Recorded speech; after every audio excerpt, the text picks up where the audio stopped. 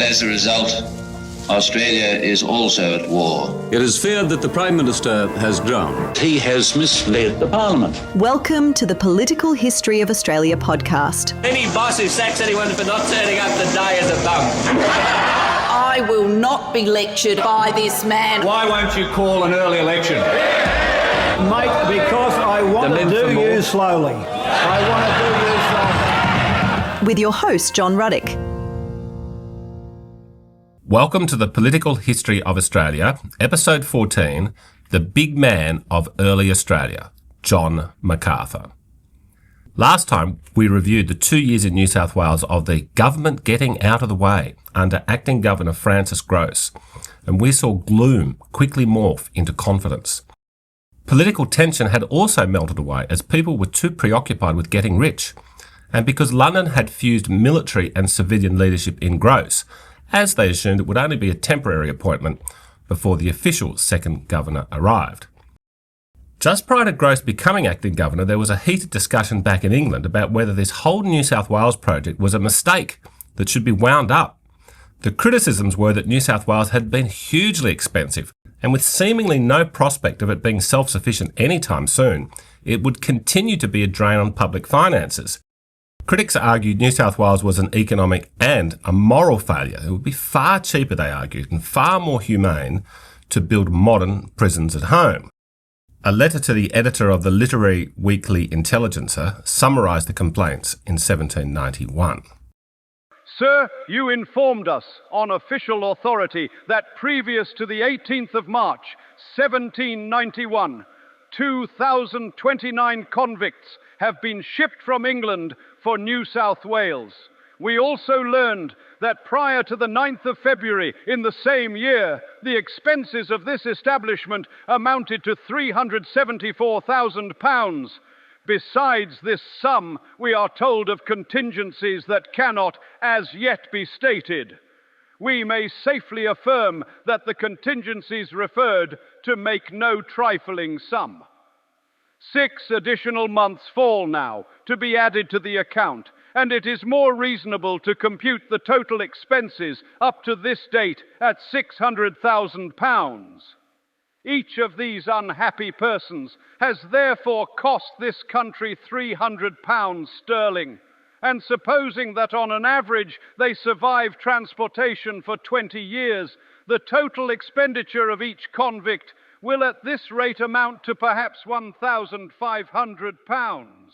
Will the British nation, with its eyes open, walk into such a gulf? We must infer that the Botany Bay scheme is the most absurd, prodigal, and impracticable vision that ever intoxicated the mind of man. Transportation to North America was in comparison but a ride before breakfast. There is not an old woman in the Three Kingdoms who could not have suggested a better plan. But Prime Minister William Pitt the Younger was not for turning on the New South Wales project.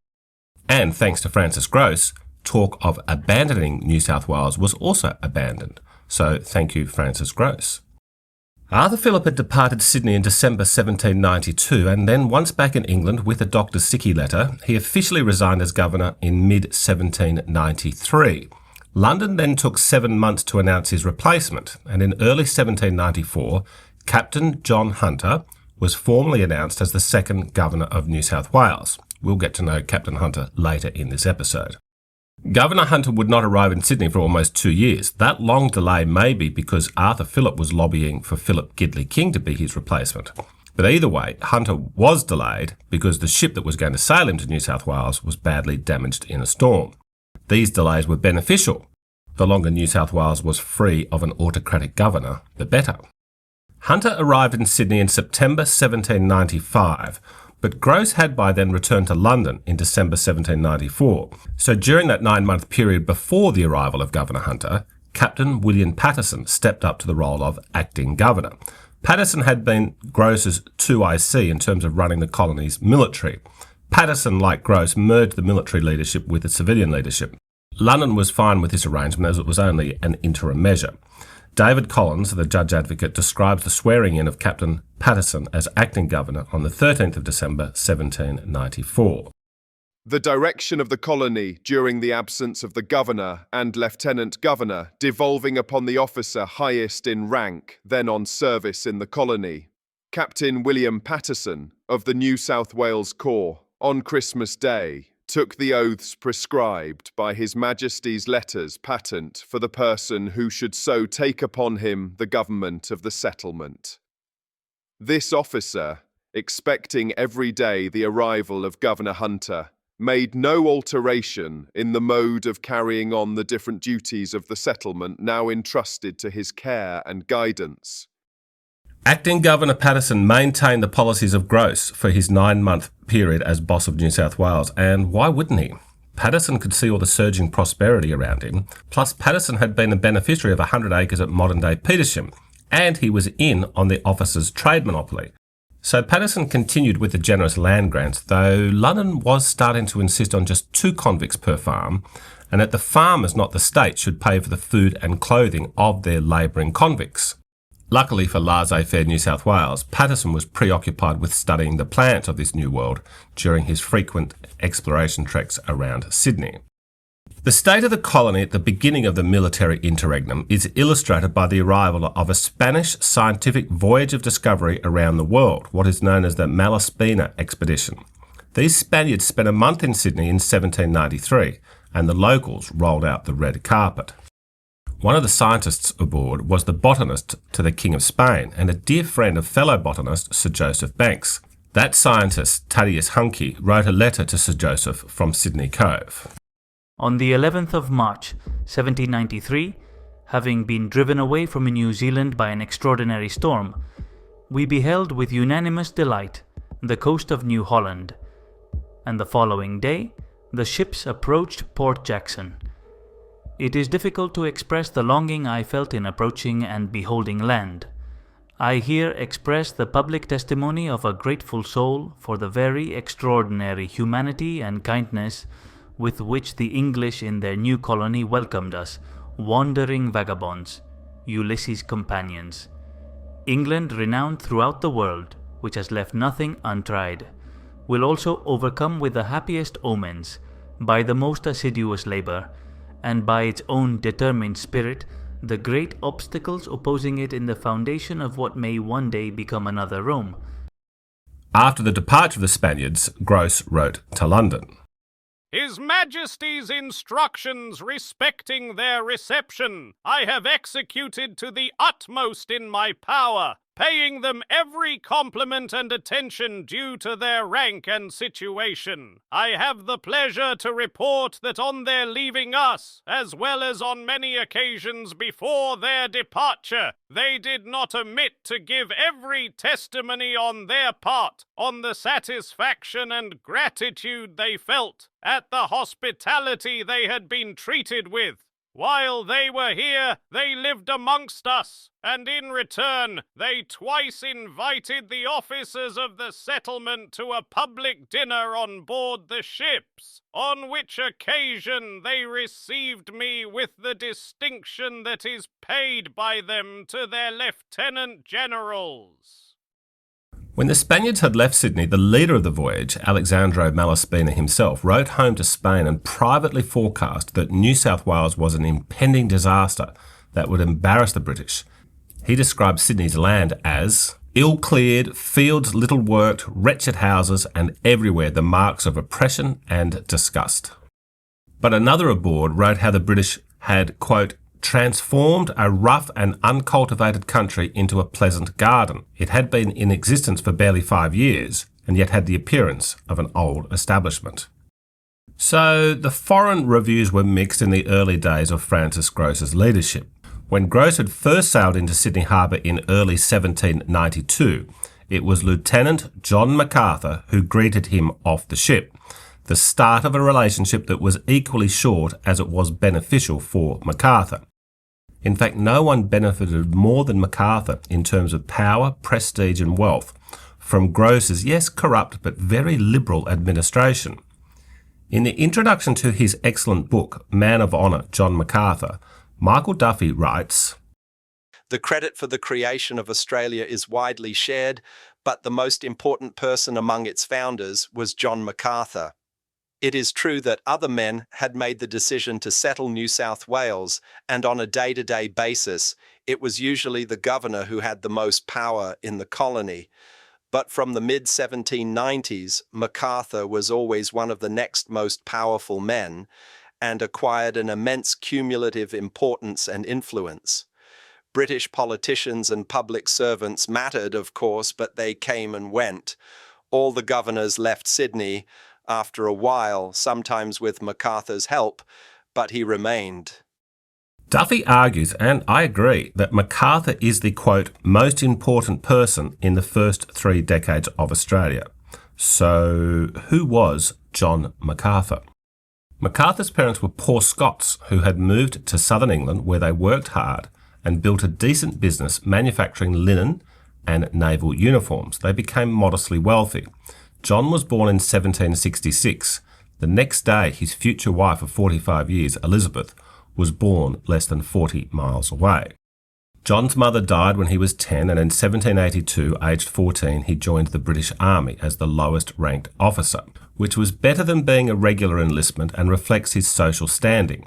He may not have been a commoner, but he was only a rank or 2 above.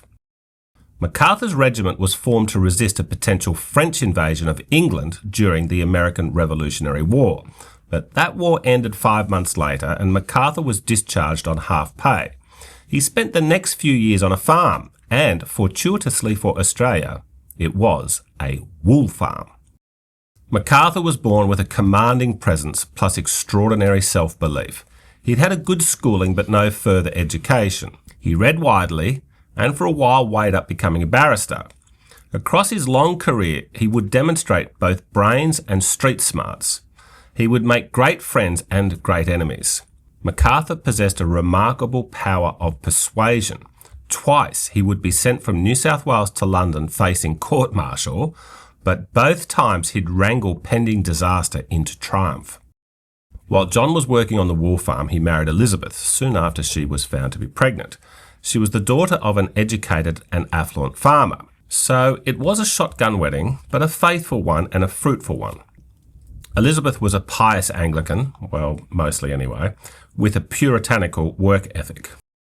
Soon after the marriage, John was employed full-time as an army recruiter.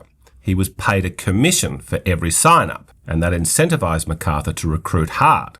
But in 1789, he was ordered to join his actual regiment and serve overseas in the British territory on the southern tip of Spain, Gibraltar. MacArthur did not want to go with the army to Gibraltar. He pleaded to be able to stay in England and continue recruiting, which indicates even at a young age, he wasn't particularly interested in a military career. John MacArthur wanted to make money. They came to an arrangement where MacArthur could stay in England and he could still recruit, but only if he agreed to halve his commissions. Sounds like he may have been doing so well, his superiors wanted to cut costs. By mid-1789, it had been decided that the New South Wales Marine Corps had to be replaced by a new force, the New South Wales Corps. MacArthur was offered a position as lieutenant in that new force. Now, he didn't want to go to nearby Gibraltar, but curiously, MacArthur seems enthusiastic about faraway New South Wales. Elizabeth wrote to her mother shortly before their departure from England, saying that in Sydney, wheat which had been sown flourished in a manner nearly incredible, and that the settlers are making rapid progress in building, and that she and her husband had every reasonable expectation of reaping the most material advantages. At the time, New South Wales was on the verge of a near famine, so Elizabeth was likely trying to calm her anxious mum. But it is an insight into what motivated the MacArthurs to come to New South Wales. It wasn't the scenery. It was the prospect of enjoying the, quote, most material advantages, end quote. Emigrating to the colonies was seen as a way for those lacking in social connections to get ahead, and the MacArthurs shared a burning ambition to get ahead. America, Canada, the Caribbean, India and elsewhere were options, but perhaps the MacArthurs calculated that getting in on the ground floor of a brand new colony was where the really big gains were to be made, especially when the tiny colony was claiming 2/3 of an undeveloped continent. The MacArthurs left London as part of the Second Fleet in late 1789. Initially they were aboard the Neptune, which had the worst fatality rate of any convict ships ever sent to Australia. 1 person a day on average died on the way to Sydney. The Neptune was a slaver's ship, and those with the contract were cost-cutting misers, and their profit margin was not reduced by convict deaths. Soon after departing London, John MacArthur got into a bitter dispute with the ship captain about his family's accommodation. They had 1 son with them, Edward. Elizabeth was pregnant, plus they had a maid, all in a tiny cabin separated from the convicts by a linen sheet. The ship sailed along the southern coast of England, and when it popped into Plymouth, the captain and John MacArthur agreed to settle the dispute via a duel, the first of 3 in MacArthur's life. Each fired 2 shots, no harm was done, and the dispute settled with the captain being replaced. The convention was that only gentlemen duel, and so MacArthur could now think of himself in that category. Fighting a duel seems awesomely medieval and plain insane. Why risk death over a quarrel? But duels were about demonstrating to the world that one would prefer risking death than having their honour besmirched.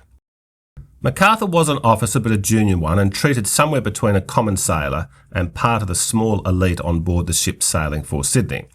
As their ship approached the equator, the MacArthurs requested and were given permission to transfer to another ship of the Second Fleet. Elizabeth did give birth at sea, though sadly the baby died within an hour and she was buried at sea.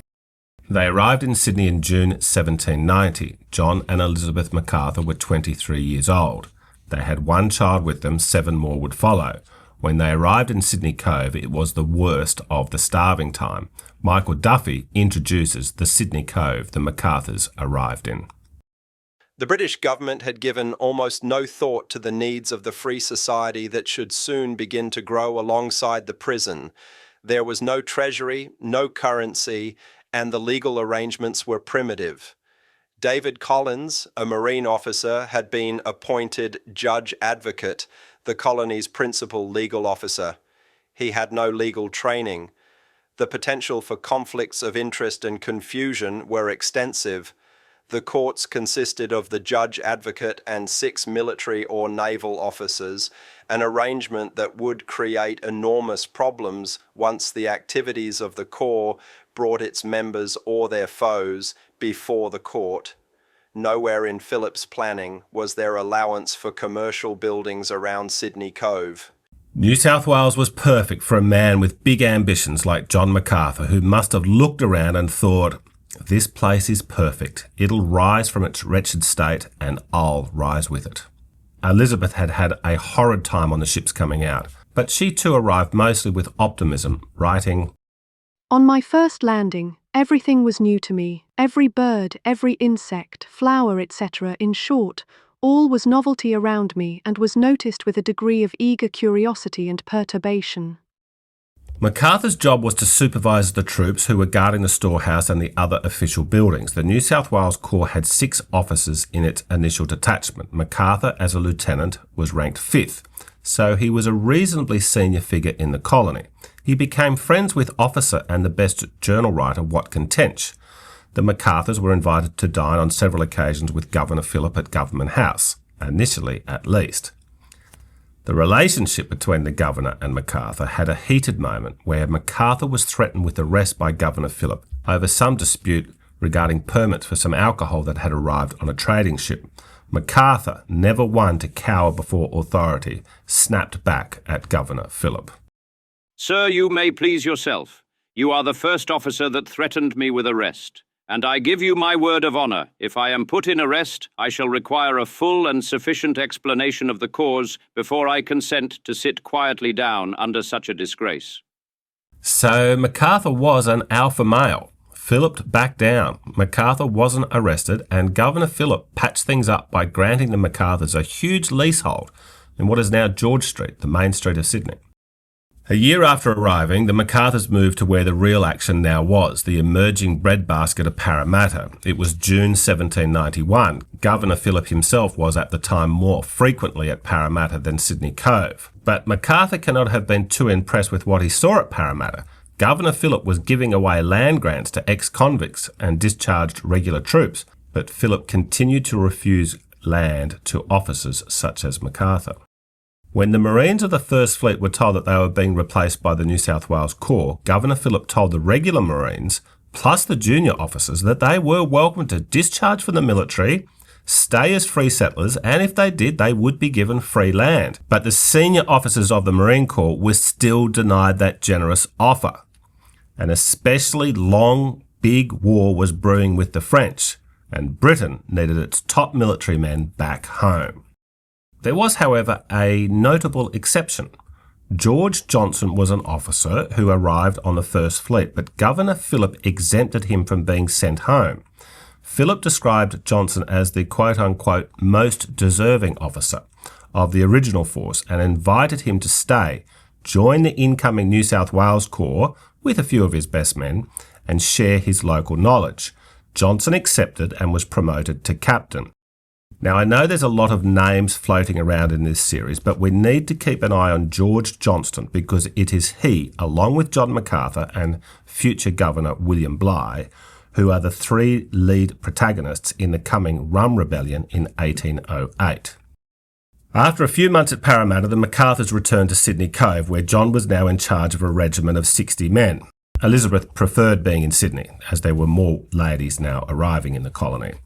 Soon after her arrival back in Sydney, Elizabeth wrote, "Our little circle of late has been quite brilliant. We are constantly making little parties in boats up and down the various inlets of the harbour. There are so many ladies in the regiment that I am not likely to feel the want of female society as I first did." Acting Governor Francis Grose befriended his junior officer John MacArthur, and the benefits flowed. MacArthur rapidly enjoyed promotions and benefits, leapfrogging more senior officers. In 1792, Grose appointed MacArthur the regimental paymaster. Now, this doubled MacArthur's pay, but it also gave him considerable influence over the troops, since he was now in charge of paying them. Grose gave MacArthur the most generous land grant so far. In early 1793, just weeks after Governor Phillip departed, MacArthur was given 100 acres, what would become Elizabeth Farm in Parramatta, plus at one point up to 40 convict labourers. A year later, MacArthur had cleared half of his first 100 acres in preparation for cultivation, so Grose just rewarded him with another 100 acres next door. MacArthur also bought some adjoining land. In 1793, Grose appointed MacArthur the Inspector of Public Works, which put MacArthur in charge of constructing public infrastructure. This gave MacArthur considerable say on where and how public money was to be spent, plus where and how convict labour was to be deployed, which was usually in ways that would benefit MacArthur and his mates first.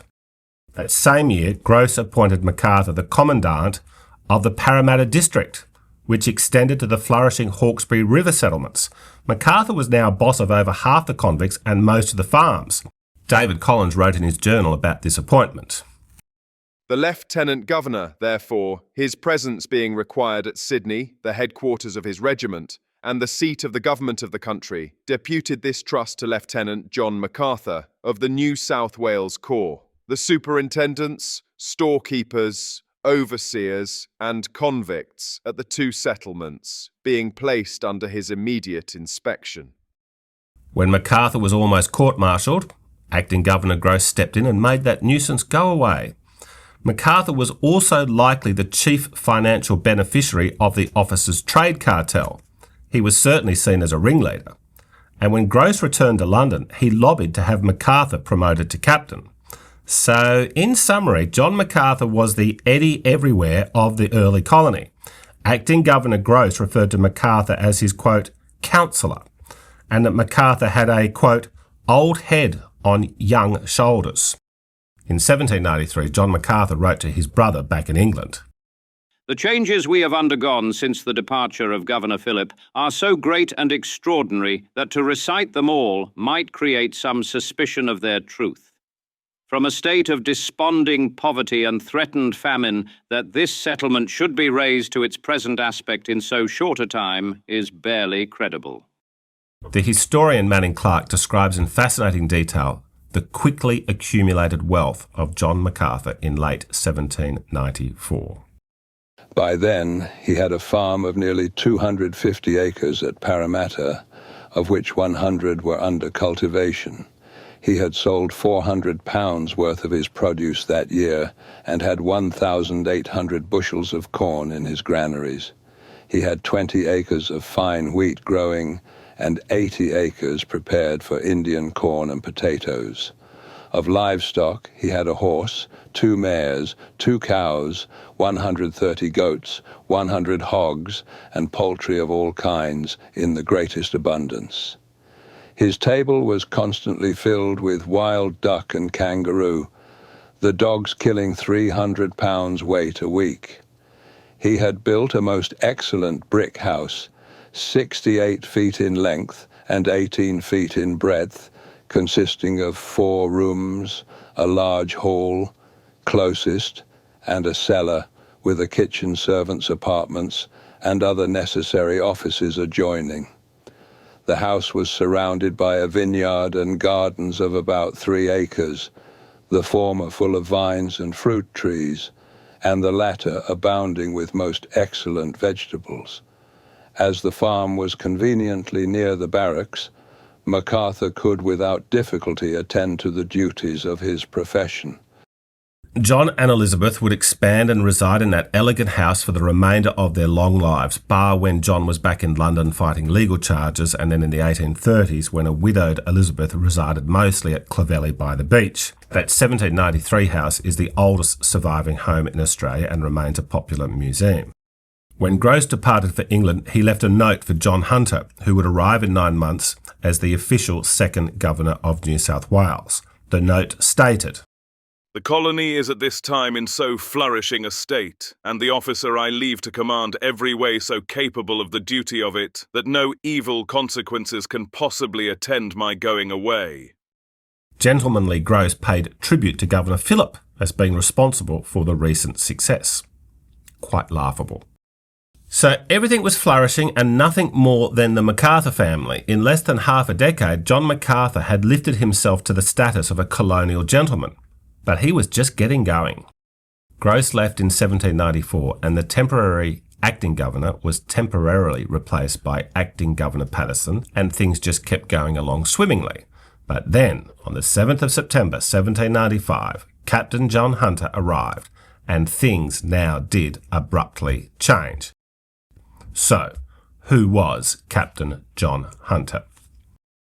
The first thing that needs to be said about Hunter is that when he arrived as the incoming Governor of New South Wales, he was nearing 60 years old. He was an old man for the time. He was born in Scotland and his middle-class father was an officer in the Merchant Navy.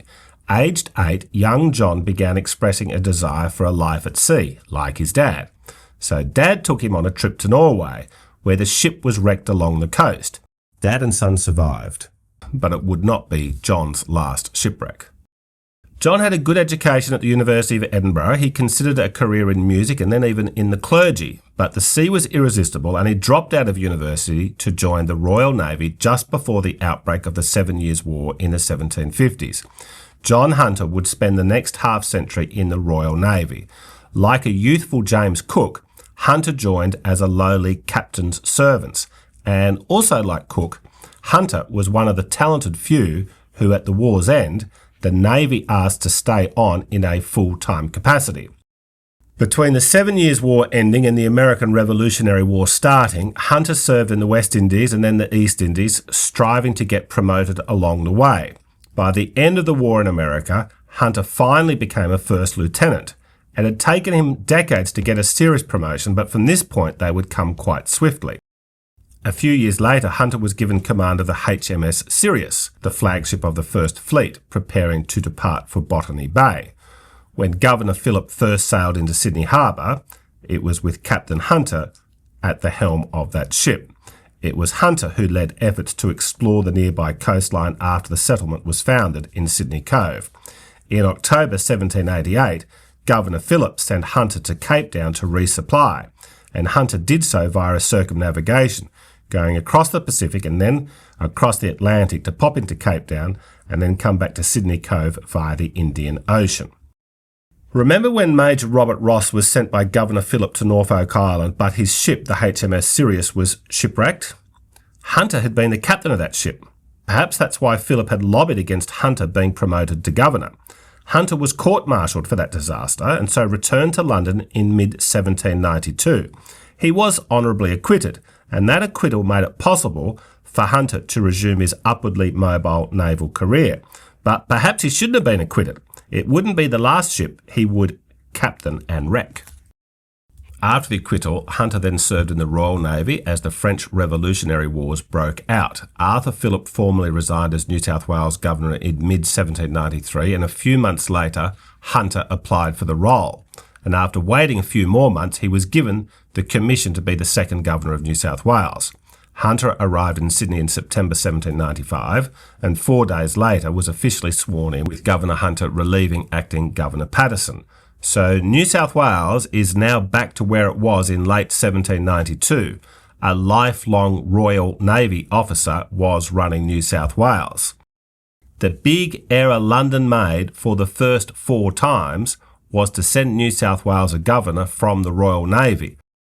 Perhaps when decision-makers in London thought of New South Wales, they imagined a massive ocean with a tiny speck of colony at the other end. And perhaps this gave them a nautical mindset, so they just assumed New South Wales needed a Navy man as boss.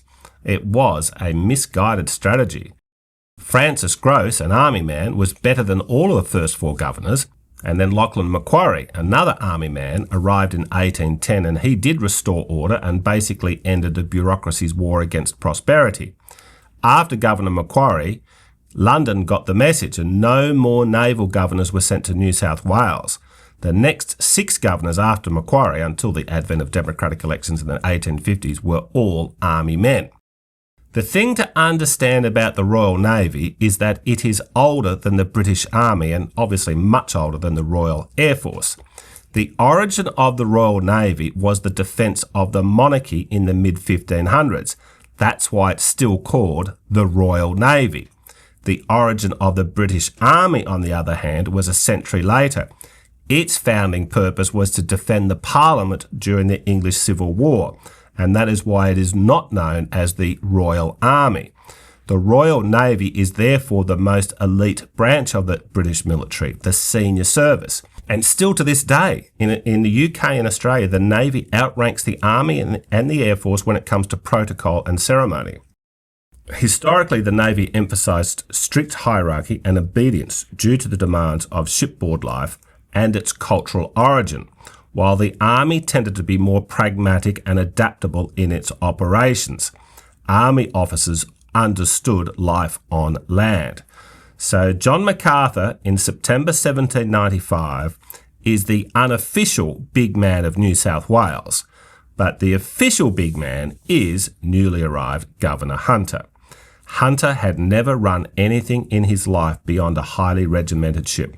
Hunter considered his governorship to be a reward for his selfless devotion to the empire.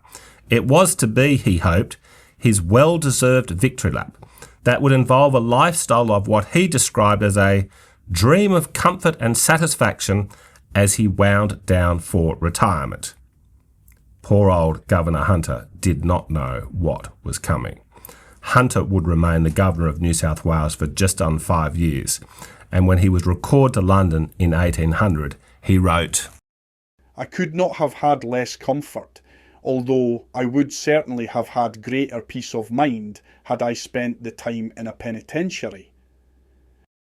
Join us next time as we see John MacArthur outmaneuver Governor John Hunter and show him who's really running New South Wales. Thank you for listening to this episode of the Political History of Australia podcast with your host, John Ruddick. Click follow to receive episode notifications, and leaving a review helps others find the podcast.